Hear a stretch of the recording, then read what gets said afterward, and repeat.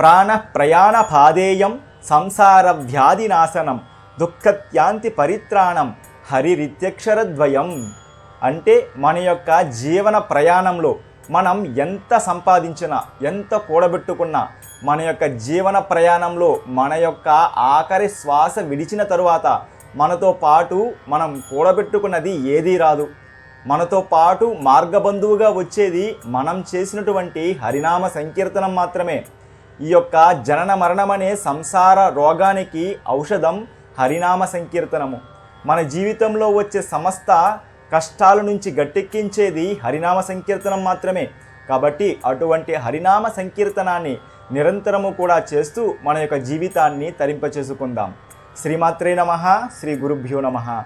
శ్రీకృష్ణ భగవానుడు అనుగ్రహించినటువంటి అద్భుతమైన భగవద్గీత శ్లోకాలలో ఉన్న అర్థాలను మనం వరుసగా అనుభవిస్తూ వస్తున్నాం.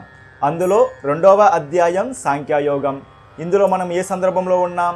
శ్రీకృష్ణ భగవానుడు అర్జునుడి యొక్క కర్తవ్యాన్ని తనకు వివరిస్తున్న సందర్భంలో ఇది 35వ శ్లోకం.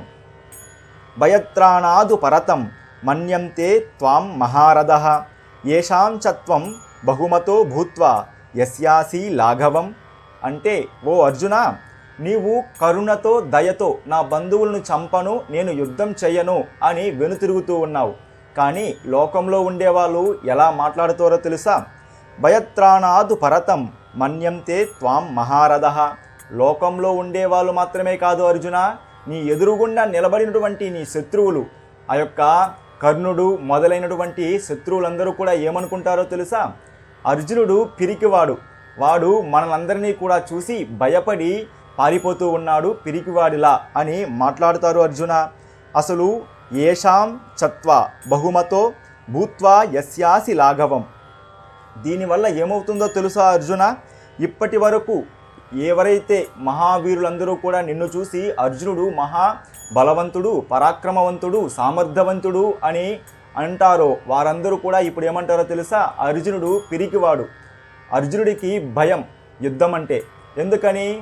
నువ్వు ఇప్పుడు యుద్ధం చేయకుండా వెనుతిరుగావు అంటే లోకంలో ఉండే వాళ్ళందరూ కూడా ఈ మాటనే మాట్లాడుతారు అర్జున.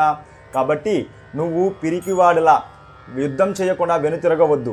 ఒక వీరుడిలా లేచి నిలబడి క్షత్రుడి యొక్క ధర్మాన్ని యుద్ధం చేయడం, అటువంటి యుద్ధాన్ని చెయ్యర్జున అని శ్రీకృష్ణ భగవానుడు ఈ యొక్క శ్లోకంలో వివరిస్తూ ఉన్నాడు. భయత్రాణాదు పరతం మన్యంతే త్వాం మహారథః ఏషాం చత్వం బహుమతో భూత్వా యస్యాసి లాఘవం. అర్జున, నువ్వు యుద్ధం చేయడమే, నీకు వేరే మార్గమే లేదు. నువ్వు యుద్ధం చేసి తీరాల్సిందే. లేకపోతే లోకంలో ఉండే వారందరూ కూడా నిన్ను పిరికివాడుగా నీపై ముద్ర వేస్తారు.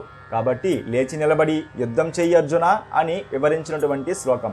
ఇంకా అర్జునుడికి శ్రీకృష్ణ భగవానుడు ఏం చెప్పాడు అన్నది మరొక భాగంలో తెలుసుకుందాం. కృష్ణాయ వాసుదేవాయ దేవకీ నందనాయ చ నందగోపకుమారాయ గోవిందాయ నమో నమః. శ్రీమాత్రే నమః. శ్రీ గురుభ్యో నమః.